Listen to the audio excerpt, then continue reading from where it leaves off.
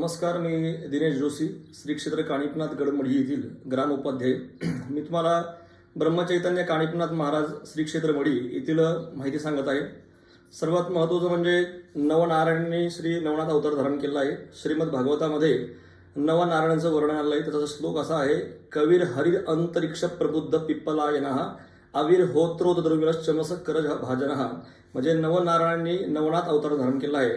त्या नवनारायणापैकी प्रबुद्ध नारायण श्री ब्रह्मचैतन्य काणिपनाथ महाराजांचा अवतार धारण केलेला आहे.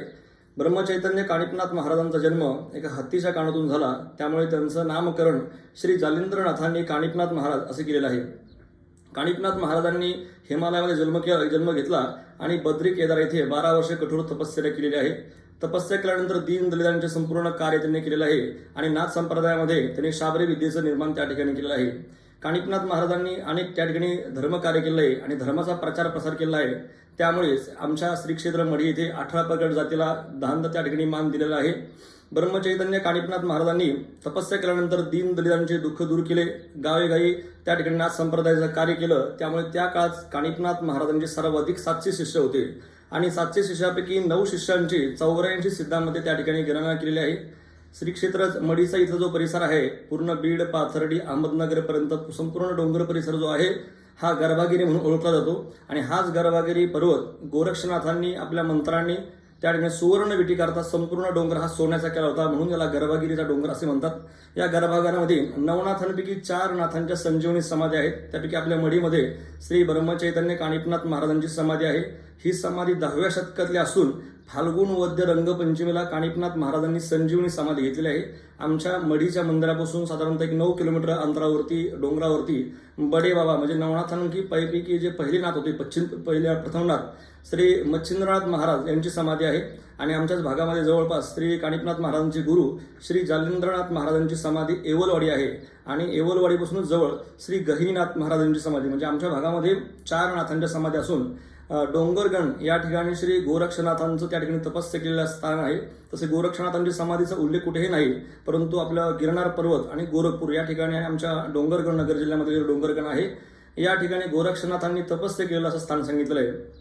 आपल्या मढीचा इतिहास सांगायचा म्हणजे त्या ठिकाणी महाराणी येसुबाई ज्या होत्या, त्या बाळराजे शाहू महाराज ज्यावेळेस औरंगजेबाच्या कैद्यामध्ये होते, तर त्यांची 5 दिवसामध्ये जर सुटका झाली तर संपूर्ण मंदिराचं बांधकाम करील असा येसुबाईंनी या ठिकाणी नवस केला होता. आणि नवसपूर्तीसाठी त्या ठिकाणी पिलाजी गायकवाड आणि चिमारी सावंत या दोघांकडून संपूर्ण मंदिराचं बांधकाम केलेलं आहे. साधारणतः 1600च्या काळामध्ये हे मंदिर संपूर्ण बांधकाम झालेलं आहे. मंदिरामध्ये अनेक त्या ठिकाणी दिव्य बांधकाम केलं असून नगारखाना, प्रवेशद्वार, बारदरी अशा प्रकारे अनेक ठिकाणी या ठिकाणी मंदिराचं बांधकाम केलेलं आहे. मंदिराच्या 3 त्या ठिकाणी प्रवेशद्वार सांगितलेले आहे. तसेच आमच्या मढीची यात्रा फार प्रसिद्ध महाराष्ट्रात सांगितली आहे. होळी ते गुढीपाडवा अशा 15 दिवसाच्या काळामध्ये आमची मढीची यात्रा प्रसिद्ध आहे. हे यात्राला भटक्यांची पंढरी असे देखील म्हणतात, कारण 18 प्रगट जाती धर्माचे लोक आमच्या ठिकाणी येतात. आणि पूर्वीच्या काळामध्ये जात पंचायत या ठिकाणी भली जाती आणि काणिपनाथ महाराजांना साक्षी मानून सर्वोच्च न्यायालय हे काणिपनाथांना मानून या ठिकाणी न्याय निवडा घेतला जायचा. त्यापैकी होळीपासून आमच्या यात्रेला सुरुवात होते. होळीला पहिला मान जो आहे, होळी पेटवण्याचा मान हा गोपाळ समाजाला दिला आहे. त्याकरता संपूर्ण महाराष्ट्रातील गोपाळ समाज आमच्या मढी येथे येतो. का? कारण त्यांनी बांधकामाकरता मोठी मोठी दगडे वाहून मंदिर बांधकामासाठी त्यांनी मदत केली होती, म्हणून गोपाळ समाजाला होळीचा मान दिलेला आहे.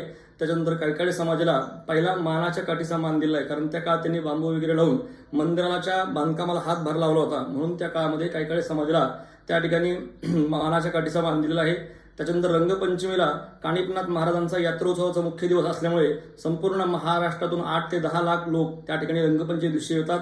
त्या दिवशी मानाच्या काठ्या आपल्या नाथांचं शिखर जो आहे त्या शिखराला वाजत गाजत भेटवतात. त्यावेळेस वाद्यांची त्या ठिकाणी वाद्य वाजवलं जातं आणि गडावरती मंदिरावरती रेवळ्याची उधळण केली जाते आणि संपूर्ण मंदिर परिसर अतिशय भक्तिभावाने त्या ठिकाणी दंग होऊन जातो.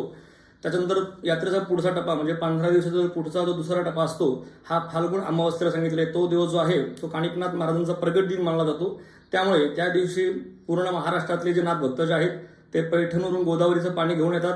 नाथांच्या संजीवनी समाधीला त्या पाण्याने जलाभिषेक केला जातो आणि त्यानंतर गुढीपाडव्याच्या पहाटे म्हणजे फाल्गुन अमावस्येचे रात्र आणि गुढीपाडव्याची जी पहाट असते, या पहाटे समाधीची महापूजा अभिषेक त्या ठिकाणी केला जातो आणि समाधीला चंदनाचा लेप, अनेक वनस्पती वगैरे करून आम्ही मळी त्याला म्हणतो, बोली भाषेमध्ये मळी म्हणतो, अनेक चंदन अनेक वनस्पती एकत्र करून तो जो लेप असतो हा लेप समाधीला लावला जातो. हा लेप वर्षभर समाधीला असतो आणि तोच लेप म्हणजे तो मळीचा जो प्रसाद आहे, अनेक भाविक आपल्या घरी प्रसाद म्हणून सुद्धा घेऊन जातात. आणि दुसरं म्हणजे त्या मळीचं महत्त्व असं आहे की तीच मळी मग नाथांच्या अनेक घरामध्ये अनेक वर्षांपासून आपल्या घरामध्ये, जसं आपण खंडोबाचं टाक वगैरे आपण देवघरात ठेवतो, परंतु आमच्या मळीला काणिपनाथ महाराजांचे तांब्याचे तावीज ठेवण्याची परंपरा आहे. तर त्याच्यामध्ये 2 तावीज असतात, एक काणिपनाथांचा कान्होबा आणि मच्छिंद्रनाथांचा मायंबा, असे 2 तावीज त्या ठिकाणी घेतले जातात. आपल्या सर्वांना माहिती की पूर्वीच्या काळामध्ये शब्दांच्या पाठीमागे बाम लावत होते, म्हणजे ज्ञानोबा, तुकोबा, विठोबा. तसं काणिपनाथांना त्या काळात लाडाने काणिपनाथांना कान्होबा असं म्हणतात. त्यामुळे आमच्या देवस्थानचा उल्लेख सुद्धा कान्होबा उर्फ काणिपनाथ देवस्थान ट्रस्ट मढी अशा प्रकारे त्या ठिकाणी उल्लेख केला जातो. तर ते तावीजामध्ये नाथांच्या समाधीची मळी, चंदन, त्याच्यानंतर अनेक वनस्पती भरून ते भाविक आपल्या देवघरामध्ये, जसं आपण खंडोबाचा टाक किंवा कुलीचा जो तांदळा आपण ठेवतो त्या प्रकारे काणिपनाथ महाराजांची तावीज ठेवण्याची आमच्याकडे परंपरा आहे. ते तावीजाची विधिवत पूजा करतात आणि वर्षाला एक वेळेस तरी लोक मढीला येऊन ते तावीज भरून घेऊन जातात. अशा प्रकारे महत्त्व या ठिकाणी सांगितलेलं आहे. तसंच आमच्या गडावरती श्री नवनाथ मंदिर आहे. या नवनाथ मंदिरामध्ये वर्षभर श्री नवनाथ भक्तिसार ग्रंथाचं पारायण केलं जातं. अनेक लोकांना त्या पारायणाचं महत्त्व या ठिकाणी महत्त्व कळलेलं आहे. अनेक लोकांना त्याचा अनुभव देखील येतो. दुसरं महत्त्वाचं म्हणजे आमच्याकडे श्रावण महिन्यामध्ये शुक्रवाराचं देखील महत्त्व सांगितलं आहे. श्रावणी शुक्रवारी छबिना उत्सव म्हणून आमच्याकडे एक परंपरा आहे. प्रत्येक शुक्रवारी संध्याकाळी नाथांची आरती झाल्यानंतर छबिना उत्सव केला जातो. म्हणजे नाथांची पालखी, नाथांचा जो घोडा आहे, जो पिलाजी गायकवाड यांनी आपल्या नाथांच्या चरणी त्या काळात अर्पण केला होता, साधारणतः 250-300 वर्षापूर्वी जो घोडा होता तो घोडा आपल्या समाधी मंदिरामध्ये ठेवलेला आहे. त्यांची त्या ठिकाणी शुक्रवारी सायंकाळी पूजा केली जाते, वाजत गाजत ग्राम प्रदक्षिणा केली जाते आणि त्या ठिकाणी छबिना उत्सव असतो. त्या 4 शुक्रवारपैकी तिसरा शुक्रवार हा फार महत्त्वाचा सांगितलेला आहे. या तिसऱ्या शुक्रवारी काणिपनाथ महाराज स्वतः त्या अश्वावर आरूढ होतात अशी त्या ठिकाणी भाविकांची धारणा आहे. त्यामुळे तो सुद्धा उत्सव अतिशय महत्त्वाचा आहे. दुसरी महत्त्वाची गोष्ट म्हणजे आमच्या आता यात्रा सुरुवात होणार आहे. ती यात्रेची तसा 1 महिनाभर उत्सव असतो. त्या उत्सवाची थोडक्यात आपल्याला माहिती सांगतो. त्याचा प्रमुख उत्सव म्हणजे फाल्गुन शुद्ध प्रतिपदा म्हणजे अमावस्येचा दुसरा दिवस जो असतो तो त्या ठिकाणी आमच्या मढीमध्ये भट्टीचा सण म्हणून साजरा केला जातो. भट्टीचा सण म्हणजे तसे महाराष्ट्रामध्ये आपले हुताशनी पौर्णिमेला होळीचा सण साजरा होतो, परंतु देशामधील एकमेव आमचं मढी असं गाव आहे की ज्या ठिकाणी साधारणतः 15 दिवस अगोदर मढीचा सण, होळीचा सण साजरा होतो. कारण मढीकरांची जी होळी आहे ती फाल्गुन शुद्ध प्रतिपदाला होती आणि हुताशनीचा होळीचा पौर्णिमेचा जो मान आहे हा गोपाळ समाजाला दिल्यामुळे मढीकरांची होळी त्या ठिकाणी भट्टी दिवशी फाल्गुन शुद्ध प्रतिपदाला होती. या दिवशी घरोघर पुरणाच्या पोळी होतात आणि संपूर्ण गावकरी साधारणतः 1 टन गौऱ्या अशा या ठिकाणी गडाच्या पूर्व दिशेला त्या ठिकाणी मांडल्या जातात. 1 टन अशा मोठी भव्य होळी त्या ठिकाणी पेटवली जाते आणि सायंकाळी नाथांची आरती झाली की त्या होळीची पूजा करतात, त्या होळीची आरती करतात आणि भव्य त्या ठिकाणी होळीची त्या ठिकाणी परंपरा सुरू होती, म्हणजे होळी पेटली जाते. आणि त्याच्यानंतर फाल्गुन शुद्ध पंचमी या ठिकाणी आमच्या मढीमध्ये देवाला तेल लावणे अशी एक परंपरा आहे पहा. तर तेल लावण्याची परंपरा ती अशी की त्या ठिकाणी तेल लावल्यानंतर गुढीपाडव्यापर्यंत साधारण 20-25 दिवस मढी निवडून हे 2 जे गाव आहेत या 2 गावामध्ये शेतीची कामं बंद होतात. त्याच्यानंतर लग्न कार्य, विवाहाची बोलणी असू द्या, वास्तुशांतीचे धार्मिक क्रिया, हे संपूर्ण कार्य त्या ठिकाणी बंद केलं जातं, शेतीची कामे बंद होतात. त्याचं कारण असं आहे कारण नाथांचा उत्सव फार मोठा असतो. साधारणतः 15 दिवस आमची राज्यातली सर्वात प्रसिद्ध आणि मोठी यात्रा आहे. या यात्रेचं आणखी एक वैशिष्ट्य म्हणजे या ठिकाणी गाढवांचा बाजार भरला जातो पहा. आपण इतर ठिकाणी घोड्यांचा बाजार पाहिला आहे, पण आमच्या मढीमध्ये रंगपंचमी दिवशी गाढवांचा बाजार भरतो. आता गाढवांची त्या ठिकाणी महत्त्व कमी असल्यामुळे त्या ठिकाणी विक्री त्या प्रमाणात होत नाही, परंतु ती परंपरा अजून सुद्धा त्या ठिकाणी सुरू आहे. 18 पागर जातीचे लोक त्या ठिकाणी येतात, म्हणून या यात्रेला भटक्यांची पंढरी देखील असे म्हणतात. आता यात्रेला सुरुवात होईल. मगाशी सांगितल्याप्रमाणे फाल्गुन शुद्ध चतुर्थीला तेल लागल्यानंतर आमच्याकडे संपूर्ण शेतीचे कामं सगळे बंद होतात. सगळ्यांनी ते बाजूला, इतर कामाच्या बाजूला ठेवून सगळ्यांनी नाथांच्या सेवेमध्ये एकत्र यावे या काळात त्या काळात भावना होती. असं जाता आणखी तुम्हाला एक थोडक्यात माहिती सांगतो की काणिपनाथ महाराजांनी तसे पूर्ण भारतभरामध्ये अनेक मंदिर आहेत, परंतु ते प्रमुख मंदिर आपल्या मढी बरोबर पुणे जिल्ह्यातील बोपगाव म्हणून आहे पहा. त्या ठिकाणी बोपगावला काणिपनाथ महाराजांनी तपस्या केली होती. त्या तपस्याचे ठिकाण असं आहे की तिथं 9 इंच बाय 11 9 बाय 11 असं एक छोटंसं प्रवेशद्वार आहे. त्या प्रवेशद्वारामध्ये असं सरकून आतमध्ये जावं लागतं आणि पुरुषांना त्या ठिकाणी प्रवेश असतो. त्या ठिकाणी काणिपनाथ महाराजांनी तपस्या केलेली आहे. आणखी तुम्हाला सांगावं असं वाटतं की काणिपनाथांच्या नावाने आपल्या महाराष्ट्रात 4-5 गावांची नावं आहेत. उदाहरणार्थ एक वडूद कान्होबा म्हणजे संभाजीनगर या जिल्ह्यामध्ये काणिपनाथांच्या नावाने एक वडूद कान्होबा त्या ठिकाणी सुद्धा काणिपनाथ महाराजांनी तपस्या केली आहे. त्याच्यानंतर सावरगाव कान्होबा म्हणजे वाशिम जिल्ह्यामध्ये एक मंदिर आहे, त्या ठिकाणी सुद्धा आपल्या मढीप्रमाणे एक भव्य मंदिर आहे. त्याच्यानंतर चिखली कान्होबा, त्याच्यानंतर कान्होबाच्या वाडी, अशी काणिपनाथांच्या नावाने अनेक गाव आपल्याला सापडतील. आणखी आपल्याला सांगावं वाटतं की अलीकडे थोडंसं प्रसिद्धी झोतामध्ये आलेलं राहुरी तालुक्यातील एक गुहागाव म्हणून एक गाव आहे पहा. या गुहागावामध्ये का नाव गुहागाव का पडलं? कारण काणिपनाथ महाराजांची त्या ठिकाणी गुहा होती आणि ती गुहा त्या गावापासून मडीपर्यंत भुयार असल्यामुळे त्या गावाचं नाव सुद्धा गुहागाव पडलं आहे. त्या ठिकाणी सुद्धा काणिपनाथ महाराजांनी तपस्या केली होती. त्या ठिकाणी आपल्याला सुद्धा मंदिर पाहायला भेटेल. त्याच्यानंतर आपल्या अहमदनगर जिल्ह्यामध्ये ज्यावेळेस काणिपनाथ महाराजांनी प्रवेश केला त्या काळात ज्यावेळेस त्यांनी संपूर्ण 700 शिष्यांसहित त्यांचं संपूर्ण कार्य भारतभर सुरू होतं. परंतु आपल्या भागात ज्यावेळेस ते आले त्यावेळेस अहमदनगर जिल्ह्यातील कापूरवाडी या ठिकाणी ते थांबले. कापूरवाडीनंतर मिरी हे गाव आहे. ज्या ठिकाणी काणिपनाथ महाराज थांबले त्या ठिकाणी भव्य मंदिर आहे. एवढंच नाही तर नवनाथांपैकी काणिपनाथ महाराजांना राजयोगी असं म्हटलं गेलं आहे. म्हणजे त्यांचा त्या काळातला जो थाट होता, राजवैभव होतं, हे फार आनंद म्हणजे वेगळं होतं. त्या ठिकाणी घोडे, लवाजमा, हत्ती हे सगळंच त्यांचा लवाजमा त्यावेळेस असायचा. 700 शिष्यांची स्वारी असं म्हटलं जायचं त्यांना. आणि 700 शिष्यांबरोबर काणिपनाथ महाराज असे भ्रमण करत होते. तर मगाशी सांगितल्याप्रमाणे कापूरवाडी, मिरीनंतर जवखेडनंतर निवडुंगा आमचं गाव आणि निवडुंग्यानंतर मढी, अशा प्रकारे काणिपनाथ महाराजांचा आपल्या अहमदनगर जिल्ह्याचा प्रवास होता. असे काणिपनाथ महाराजांचे सिद्ध स्थान आहेत. त्या स्थानात गेल्यानंतर जसं मढीला आपल्याला ऊर्जा चैतन्य जाणवतं तसंच काणिपनाथ महाराज ज्या ठिकाणी थांबलेले आहेत आमच्या निवडुंगे गावात सुद्धा 3 प्रमुख स्थान सांगितले. या ठिकाणी काणिपनाथ मंदिर शेरी, काणिपनाथ मंदिर वडवस्ती आणि काणिपनाथ मंदिर हुशाई वस्ती, अशा प्रकारे 3 प्रमुख स्थान सांगितले. या 3 स्थानावरती काणिपनाथ महाराज थांबले होते. त्या ठिकाणी त्यांनी साधना केली होती. मग शेवटी काणिपनाथ महाराजांनी 10व्या शतकामध्ये फाल्गुन वद्य रंगपंचमीला त्या ठिकाणी संजीवनी समाधी घेतलेली आहे. त्याच्यानंतर फाल्गुन अमावस्या आणि गुढीपाडव्याचा उत्सव सुद्धा आमच्याकडे पण असतो. आणि वरती बडे बाबा मच्छिंद्रनाथ महाराज त्यांची सुद्धा समाधी वर्षातून केवळ एक वेळेस म्हणजे फाल्गुन अमावस्येला त्या ठिकाणी आमच्या मडीप्रमाणे तिकडे पण त्यांच्या नाथांच्या समाधीवरती गंगेचं पाणी टाकलं जातं. गंगेचा जलाभिषेक त्या ठिकाणी होतो. आणि अभिषेकल्यानंतर रात्री 12 वाजता बडे बाबा मच्छिंद्रनाथ महाराजांची समाधी ती वस्त्राने जी झाकलेली असते ती वर्षभरातून केवळ एकदा ती समाधी वस्त्राने उघडली जाते. त्याच्यानंतर त्याला चंदनाचा लेप, आमच्या मडीप्रमाणे जसं तुम्हाला सांगितलं की चंदनाचा लेप आणि मळी लावली जाते, तत्प्रमाणे आपल्या मच्छिंद्रनाथांना सुद्धा त्या ठिकाणी समाधीची पूजा केली जाते. त्या समाधीला चंदनाचा लेप लावला जातो. तिथं पण महापूजा होती. म्हणजे गुढीपाडव्याचा जो आणि फाल्गुन अमावस्याचा जो मुहूर्त आहे या मुहूर्तावरती नाथांच्या समाधीची विशेष पूजा केली जाते. आमच्या 2 या ठिकाणी समाधीत आहेच. परंतु जालिंद्रनाथांच्या आपल्याला सांगितल्याप्रमाणे काणिपनाथ महाराजांचे गुरु जालिंद्रनाथ महाराज यांची समाधी आमच्या मडीपासून 65 किलोमीटर अंतरावरती आहे. त्या गावाचं नाव येवलवाडी, रायमोहपासून 5 किलोमीटर अंतरावरती येवलवाडी हे गाव आहे. या येवलवाडी गावामध्ये जालिंद्रनाथांची आणि त्यांच्याजवळच गहिनीनाथांची समाधी आहे. आपल्याला सर्वांना माहित आहे की नाथ संप्रदाय हा वारकरी संप्रदायांचा गुरु आहे. त्याच्यामुळे माऊलींनी आपल्या हरिपाठाच्या मध्ये वर्णन केलं आहे की आदिनाथ गुरु सकळ सिद्धांचा मच्छिंद्रतयाचा मुख्य शिष्य मच्छिंद्राने बोध गोरक्षासी केला. गोरक्ष ओळला गहिनी प्रती, गहिनी प्रसादे निवृत्ती दातार, ज्ञानदेवा सार चोजविले. अशा प्रकारे वारकरी संप्रदायाचे गुरु हे नाथ संप्रदाय. नाथ संप्रदायाचा संपूर्ण भारतभरामध्ये अगदी भारताच्या बाहेर सुद्धा नाथ संप्रदायाचं कार्य आहे. परंतु आपल्या या अहमदनगर जिल्ह्यामध्ये त्यांचं विशेष कार्य आहे. आपलं एवढंच नाही तर आमच्या मढीपासून 10 किलोमीटर अंतरावरती वृद्धेश्वर म्हणून एक स्थान आहे पहा. या वृद्धेश्वरच्या ठिकाणी आपल्या नवनाथ भक्तिसार ग्रंथातील 23व्या अध्यायामध्ये या वृद्धेश्वराचं आणि गर्भागिरीचं महत्त्व त्या ठिकाणी सांगितलेलं आहे. या वृद्धेश्वरा ठिकाणी बडे बाबा जे मच्छिंद्रनाथ महाराज आहेत यांची इच्छा होती की संपूर्ण देवी देवता, साधू संत, महंत यांना सगळ्यांना जीव घालावा, म्हणजे अन्नदान भंडारा करावा.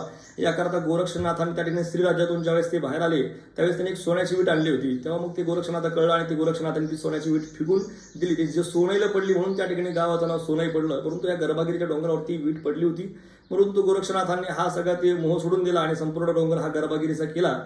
आणि वृद्धेश्वर या ठिकाणी मग मच्छिंद्रनाथांची इच्छा होती की आपण ह्या सर्व ऋषीमुनींना, देवी देवतांना अन्नदान करावं. तर मच्छिंद्रनाथांची इच्छा असल्यामुळे गोरक्षनाथांनी त्या ठिकाणी गंधर्व, संपूर्ण सटवाया अशा सर्व देवतांना बोलवलं आणि संपूर्ण देव म्हणजे 33 कोटी देव आमच्या या वृद्धेश्वरच्या या ठिकाणी आले होते. आणि त्या ठिकाणी महादेव स्वतः वाढण्याचं त्यांनी काम केलं आणि महादेवांनी त्या ठिकाणी गुप्त रूपाने त्या ठिकाणी वास केला. आणि त्या वृद्धेश्वराचं सुद्धा आणखी तुम्हाला महत्त्व सांगावं असं वाटतं की दर महाशिवरात्रीला ते जे शिवलिंग आहे महादेवाचं हे गव्हाच्या आकारासारखं वृद्धिंगत होतं, म्हणजे वाढतं, म्हणून त्या स्थानाला वृद्धेश्वर असं म्हटलं गेलेलं आहे. त्या वृद्धेश्वरच्या ठिकाणी नवनाथ तर आले होतेच परंतु सर्व देवी देवतांच्या स्थानाने पवित्र झालेले स्थान आहे. म्हणजे आपला हा संपूर्ण जो मढी, मच्छिंद्रनाथ, वृद्धेश्वर आणि मोठा देवी हा संपूर्ण जो परिसर गर्भागिरीचा परिसर आहे हा नाथ संप्रदायाचं कार्य केलेला आणि नाथांच्या पावन चरणाने त्या ठिकाणी पवित्र झालेलं असं स्थान आहे. तर सर्वांना माझी विनंती असेल की सर्वांनी अवश्य एकदा आमच्या श्री क्षेत्र काणिपनाथ गडमढी या ठिकाणी अवश्य भेट द्यावी. धन्यवाद.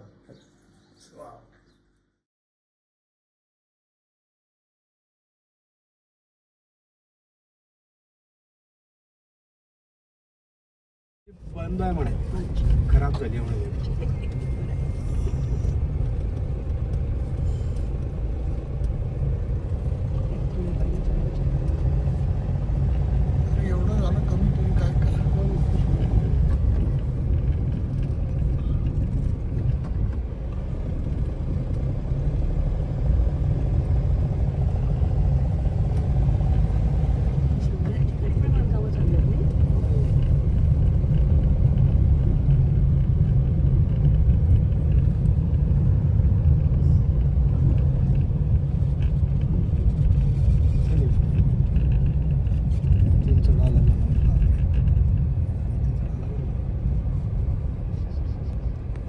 म्हणजे इथूनच कसं चढवून पळून इथून डायरेक्ट परत खाली जाते.